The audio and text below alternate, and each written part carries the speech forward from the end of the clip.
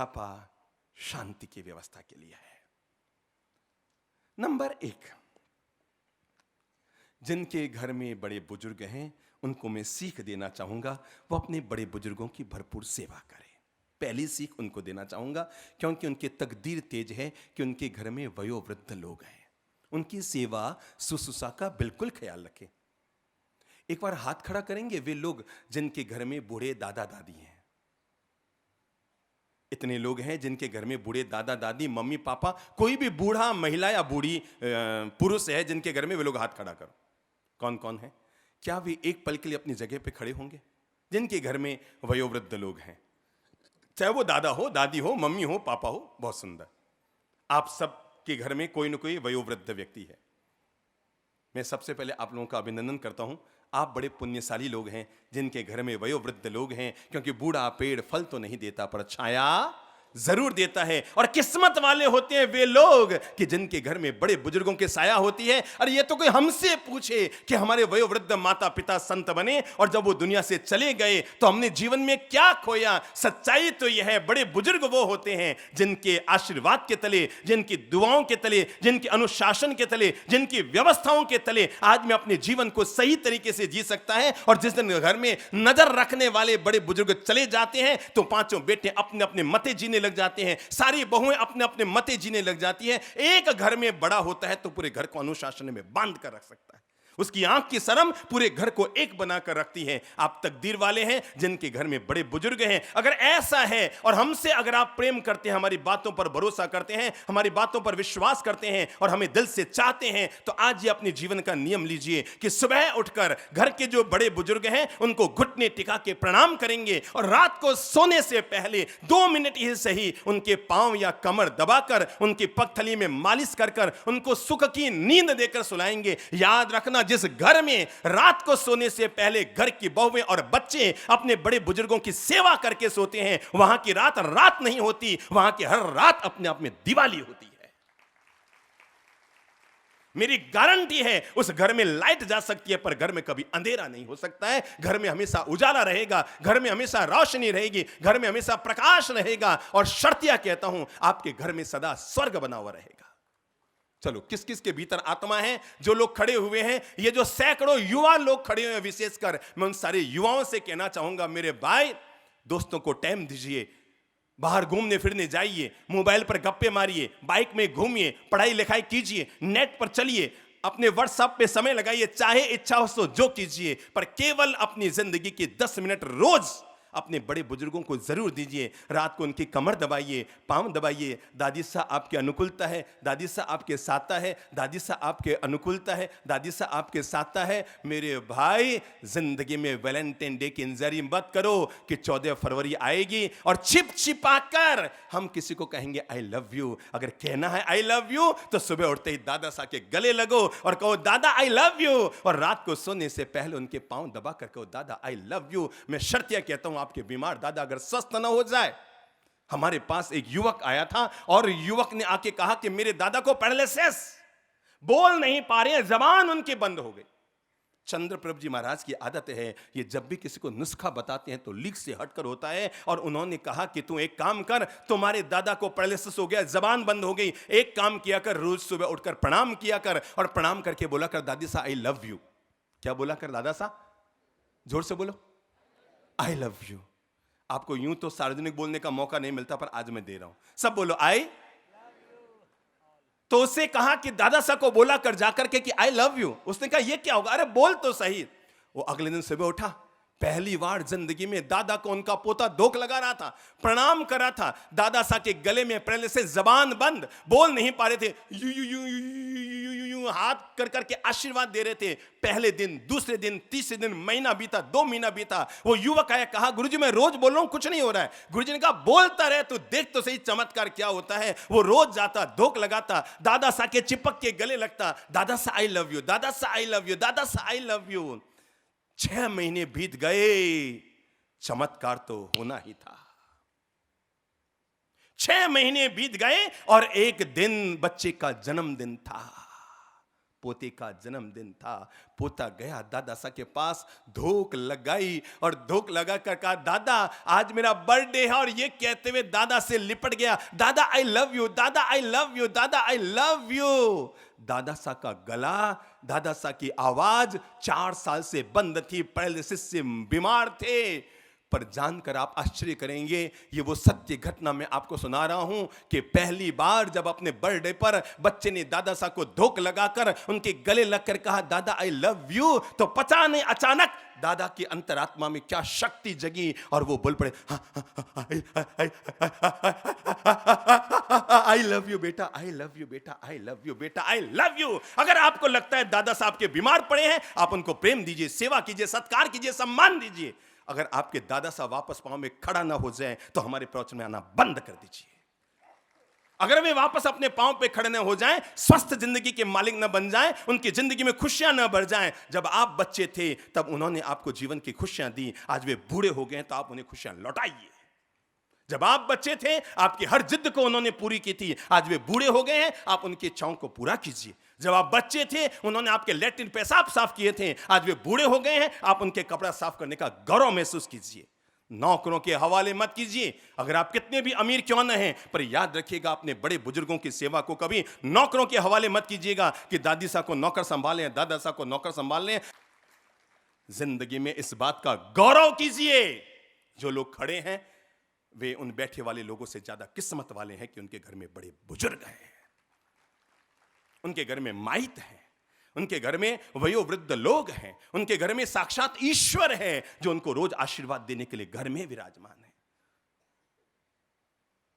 हाथ जोड़िए, वे भाई वे बहनें जो खड़े हुए हैं और जीवन के लिए संकल्प लीजिए, रोज सुबह उठकर दादा सा दादी सा या वयोवृद्ध मम्मी पापा है उनको धोख लगाएंगे, उनको प्रणाम करेंगे और रात को सोने से पहले, बेडरूम में जाने से पहले शर्म मत खाइएगा, शर्म का त्याग कीजिएगा। अब तक किया सो किया, जिया सो जिया, हुआ सो हुआ। अपनी पत्नी को साथ लेकर जाना, अपने बच्चों को भी साथ लेकर जाना। चलो बेटा चलो, 9 बज गए, 15 मिनट दादी सा के पास चलते हैं, उनकी सेवा करते हैं, उनकी सुख साता पूछते हैं। इसलिए दादी सा के पांव दबाने का नहीं कह रहा, मैं इसलिए दादा सा का पांव दबाने का नहीं कह रहा कि उनका पांव दुख रहा है, मैं इसलिए कह रहा हूं ताकि बुढ़ापे में आपके पांव दब सके। बस इसलिए कह रहा हूं ताकि बुढ़ापे में आपके पांव दब सके। चलो, जिनकी खुद की इच्छा हो हाथ जोड़ लो, मैं नहीं कह रहा, पर जिनकी खुद की इच्छा हो हाथ जोड़ लो। आज से रोज क्या करेंगे?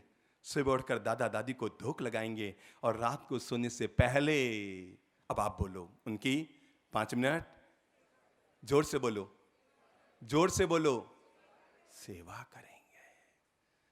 मैं सच कहता हूं, अगर आपने आज से यह नियम लागू कर दिया और 9 महीने के अंदर अंदर आपकी भाग्य दशा न सुधर जाए तो समझ लेना महाराज ने मजाक में बात कही थी, कोई जीवन की बात नहीं थी। शर्त यह कहता हूं 9 महीने के अंदर अंदर आपकी भाग्य दशा खुल जाएगी। पक्की बात? पीछे वाले जो एक साथ युवक खड़े हुए हैं 100-200, प्रॉमिस आज से रोज मम्मी पापा को सुबह धोख लगाना, दादा दादी को धोख लगाना और रात को सोने से पहले, जोर से बोलो, विराट चाहिए। एक महिला जिसके घर पर वयोवृद्ध सासू मां थी, बेटा भी डॉक्टर, बहू भी डॉक्टर। ध्यान से सुनिएगा घटना को, यह वाकया जो हमारे आंखों के सामने गुजरा वो मैं आपको बता रहा हूं। बहू भी डॉक्टर, बेटा भी डॉक्टर। पति तो उसका तभी चला गया था जब बेटा केवल 4 साल का था। अपना प्लॉट बेचा, मकान बेचा, अपनी चैन सोने की बेची, यहां तक कि अपने हाथ की चूड़ियां भी बेच दी थी और अपने बच्चे को पाल पोस कर बड़ा कर लिया था। बेटा डॉक्टर बन गया। मां के अरमान थे इसकी पढ़ी लिखी बहू लाऊं, तो डॉक्टर के साथ उसकी शादी भी हो गई। बहू घर में आ गई, 2-3 साल न बीते होंगे, मां जी के कभी लारें टपकती, कभी कपड़े गंदे हो जाते, कभी कुछ होने लग गया, बूढ़ापा करीब आने लग गया। तो पत्नी ने एक दिन अपने पति से कहा कि क्यों ना मम्मी जी को अपन शहर में जो आस्था वृद्धाश्रम खोला है वहां पर लेकर चलते हैं, वहां ये इनका मन भी लगा रहेगा। दिन भर ये घर में अकेली रहती है, इनका मन नहीं लगता होगा, अपन वहां ले जाएं।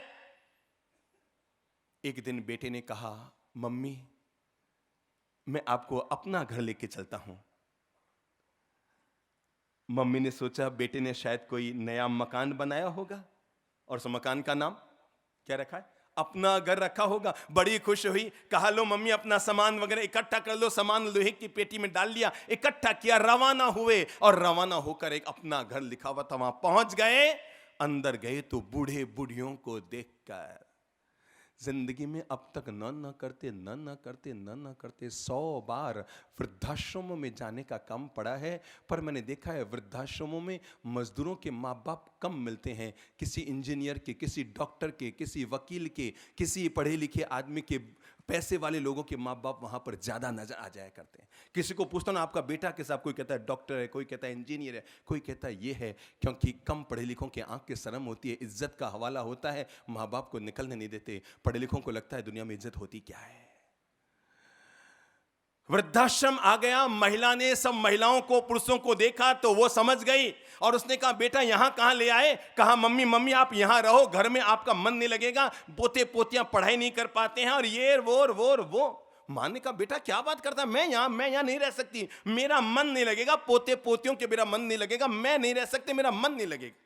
संयोग की बात थी, वृद्धाश्रम को देखने के लिए हम भी वहां गए हुए थे और ये नजारा हमें सामने चल रहा है। बहू समझा रही नहीं मम्मी यहीं रुको, नहीं आपको यहीं रुकना पड़ेगा, हमारे पास कोई उपाय नहीं है। बहू और मम्मी कहती है, सासू कहती है बेटा मुझे घर चलना है, पोते पोतियों के साथ रहूंगी, कुछ भी हो जाए मैं यहां नहीं रह सकती, मेरा मन नहीं रहेगा। और वो बार बार समझाती जा रही है। 5-7 मिनट तक ये चल रहा था, मैं टेढ़ी नजर से सब कुछ देखे जा रहा था और जब मम्मी की आंख में, सासू माँ की आंख में आंसू थे और बहू बार बार समझा रही थी नहीं माँ जी आपको कोई कमी नहीं है, आप यहीं रहो, मन लग जाएगा धीरे धीरे। मैं गया और जाकर वो बहन जी से पूछा, मैंने कहा बहन जी क्या बात है? कहा बाप जी हमारे घर में सही व्यवस्था नहीं हो पाती, सो सासू माँ को यहाँ रख रहे हूँ। और ये सासू माँ कहने लगी मेरा मन नहीं लगता बाप जी, मैं नहीं रह पाऊंगी। मैंने कहा कोई दिक्कत नहीं है ना बहन जी, आप एक काम कीजिए, चलिए आपके सासू माँ को मैं समझा देता हूँ, ये यहीं रह जाएगी, पर इनका अकेले मन नहीं लगेगा। एक काम करो ना, अपनी पीहर की मम्मी को भी यहां बुला लो, समदन साथ साथ रहेगी।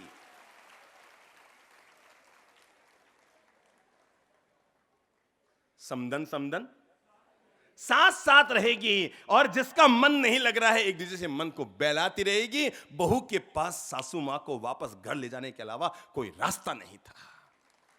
मेरे भाई, जिंदगी के लिए पहला यथार्थ तो यह समझ लीजिए कि आप तकदीर वाले हैं, जिनके घर में बड़े बुजुर्गों का साया है, इसलिए उनकी सेवा करने को अपने जीवन का सौभाग्य मानिए। जो बोएगा वही पाएगा, तेरा किया आगे आएगा। अरे सुख दुख है क्या फल कर्मों का, जैसी करनी वैसी भरणी, जैसी करनी वैसी भरणी। सबसे बड़ी पूजा है माता पिता की सेवा, किस्मत वालों को ही मिलता है ये मेवा। सबसे बड़ी पूजा है माता पिता की सेवा, किस्मत वालों को ही मिलता है ये मेवा। हाथ से अपनी खो मत देना, मौका ये खिदमत का है। हाथ से अपनी खो मत देना, मौका है खिदमत का। जन्नत का दर खुल जाएगा, तेरा किया आगे आएगा। सुख दुख है क्या फल कर्मों का, जैसी करनी वैसी। चाहे न पूजे मूरत, चाहे न तीरथ जाए, मात पिता के तन में सारे देव समाए। चाहे न पूजे तीरथ, चाहे न मंदिर जाए, मात पिता के तन में सारे देव समाए। अरे तू इनका दिल खुश रखे तो ईश्वर खुश हो जाए। किसका दिल? किसका दिल? हर इंसान जो अपनी मां के पेट से पैदा हुआ है और जो अपने पिता की संतान है, वो अपने जेहन में इन शब्दों को उतरने दीजिएगा। तू इनका दिल खुश रखे तो कौन खुश होगा? कौन खुश होगा? कौन खुश होगा? अगर इनका मन दुखी है, बूढ़े माँ बाप घर में दुखी है, उनका कहना नहीं मान रहे, उनकी अवहेलना कर रहे हो, उनके मन को पीड़ित कर रहे हो, उनके मन को अशांत कर रहे हो, तो याद रखना दुनिया में कोई भगवान ऐसा नहीं है जो आपकी पूजा को स्वीकार कर ले। तू इनका दिल खुश रखे तो ईश्वर खुश हो जाए। भगवान तुझको मिल जाएगा, तेरा किया आगे आएगा। अरे सुख दुख है क्या फल कर्मों का, जैसी करनी। केवल इतना सा संकल्प ले लो, हमारे घर में जो दादा दादी हैं, बड़े बुजुर्ग हैं, हम उनके बुढ़ापे को सुखमय बना देंगे।